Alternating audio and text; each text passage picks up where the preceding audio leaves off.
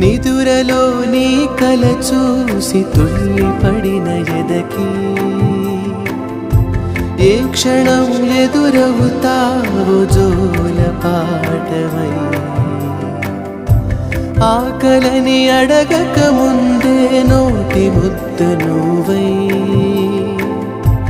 ఏ కథలు వినిపిస్తావో జాబిలమ్మ